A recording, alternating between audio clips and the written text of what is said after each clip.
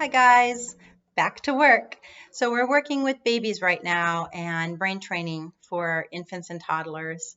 And there is a really great hemispheric integration, which you guys know this is hemispheric integration for like older guys and us, right? We all know this one and many others that I've shown you guys.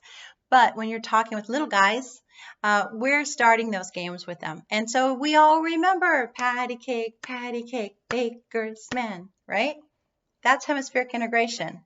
That's bilateral movements. Teaching a baby to clap. Teach a baby to clap with their feet. Same thing, you want bilateral movements on both sides. You want to play patty cake with them. You want to do all of those things that help them do those bilateral movements because that's building neural networks and connections between the right and left brain, right? We're working on the, what is it? The cerebellum, right? The switching station. So you want to be doing those things with them. But there's a lot of other ones too. So we were practicing standing, practicing because this little guy is not walking yet. So practicing standing. So he's got his weight pushed up against the ottoman in his hands on the ottoman. So I just started drumming, just started drumming on it. And then he started copying me, and I would do like 1, 2, 3, 4. And he was trying to do it too. And I do, do. And he go, do, too, right? That's another hemispheric integration.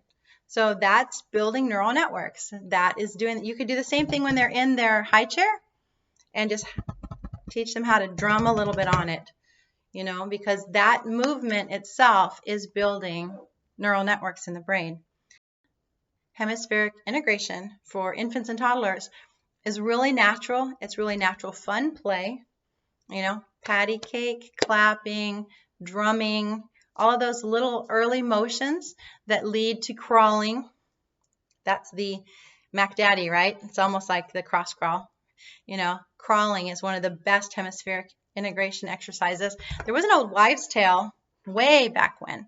And the grandmas would say, when you'd say you're so proud, you're like, oh, my 9-month-old is walking. And grandma would say, did they crawl? You'd be like, well, no, because my child is so smart. They just started walking. They see everybody else walking, they started walking. And grandma's saying, they're not going to be a good reader. And they learned that by experience. You know why? Because the crawling builds hemispheric integration. But that's okay. Your kid can be a walker first because crawling is fun play. And so what I would do with little guys, 3 years old even, but what I would do is get the little tents that have the tunnels to crawl through. I would put dining room chairs together, throw a blanket over them, and have somewhere for them to crawl from here to there.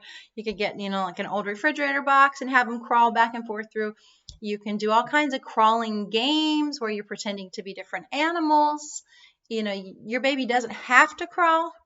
It can walk first, but you definitely want to get them to do a lot of crawling, even if it's not for the purpose of getting from here to there, even if it's just for fun, because that is building those neural networks in the brain that are going to be used later for all of the learning, right? So all of these movements are amazing for your little guys.